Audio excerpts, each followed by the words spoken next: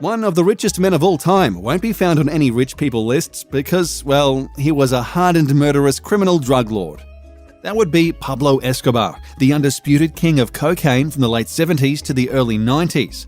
His coke smuggling ring made him rich beyond measure, and even though his money was ill-gotten and his product ruined countless lives, it's still impressive that he managed to accumulate such ridiculous wealth in such a short period of time. At Escobar's peak in 1992, he was worth an incredible $30 billion. That number made him the second richest man on the planet, behind only the Sultan of Brunei. Translated into today's money, he would be worth around $58 billion, enough to make him the 8th richest man on Earth were he active today. Even if he were only worth $30 billion today, he would still rank in the top 30. He obviously didn't make this money by selling coke on the streets by himself. He ran the Medellin cartel, a Colombian drug ring that quickly rose to rule the cocaine world.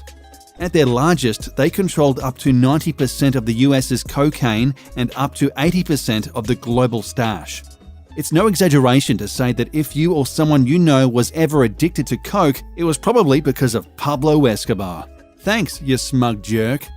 The cartel did this by smuggling an unbelievable amount of drugs. They owned an island in the Bahamas where large planes that smuggled cocaine from Colombia would land to refuel. While doing so, they would hand off the cocaine to smaller planes, which would fly to the US and put the white gold out in the streets. They did this 5 to 7 times a day at their peak. All in all, the Medellin cartel smuggled up to 15 tons of cocaine into the US each day. That's 30,000 pounds of coke 365 times over.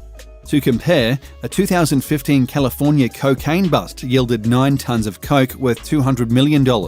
Imagine that, almost doubled every single day for well over a decade. That's an unfathomable amount of money. Indeed, the cartel made up to $60 million a day from their work, since a kilo of coke could sell for upwards of $70,000 on the streets. Meanwhile, it only cost the cartel $5,000 to refine and smuggle each kilo into the States. Even paying their pilots up to $500,000 per flight didn't affect their bottom line. That's because their bottom line was massive. $60 million a day equaled an astronomical $22 billion a year in company revenue. And unlike most multi-billion-dollar companies, whose wealth is mostly tied up in stocks and investments, the Medellin cartel boasted billions of dollars per year in cold, hard cash. If they turned it all into gold coins, they could have easily swam in it like Scrooge McDuck. That kind of annual revenue would be enough to place the Medellin cartel high on the Fortune 500, assuming Fortune magazine got into the business of honoring criminal organizations. If they did, Medellin would rank around 140, pulling in more money per year than giants like Visa, Netflix, General Mills, Office Depot, Motorola, Harley-Davidson, and even McDonald's. Sorry, Ronald, you're just going to have to sell more burgers. The cartel had so much money lying around, they spent $1,000 a day in rubber bands to organize the cash into wads. Think of that, $1,000 per day on rubber bands. Do you know what the typical person spends $1,000 a day on? Nothing, because that kind of spending is insane. They spent $365,000 per year on those bands, almost as much as the President of the United States' $400K annual salary. The cartel accumulated so much cash, they had no place to store it all. They couldn't deposit their billions of illegal dollars into a bank without setting off alarms, so they had to find other solutions. They wound up stashing much of it in old warehouses, while other bills wound up buried in fields. Roughly 10% of that money did not survive, being lost forever to water and other elements, ruining them beyond use. If not that, rats would simply chew the dough to shreds. That's $2.2 billion in cash written off for good every single year. With $2.2 billion, you could buy both the Miami Marlins and the New Orleans Pelicans, and still have $2 million left over to buy a 15-acre island in the Florida Keys. Pablo Escobar, meanwhile, reacted to $2 billion in annual losses with a resounding, "So what?" The man was still insanely rich, having far more money than he could ever spend in his lifetime. This is a man who once lit a fire with $2 million in cash because his daughter was cold. To a mega billionaire, that was nothing. $2 million was literally 1/15,000th of his fortune. That's like if you had $150 in your bank account and dropped a penny into a fountain just because you felt like it.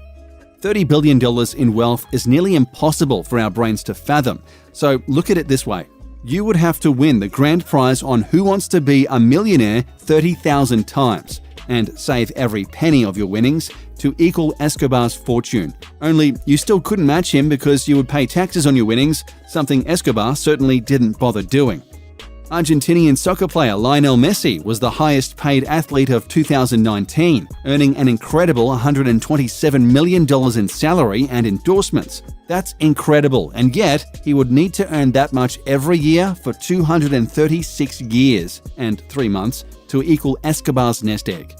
The US federal minimum wage is $7.25 an hour. To make $30 billion, a minimum wage worker would need to work 4,155,124,653.75 hours. Assuming a 40-hour work week, that would take 519,390,582 days, or just under 1,422,988 years.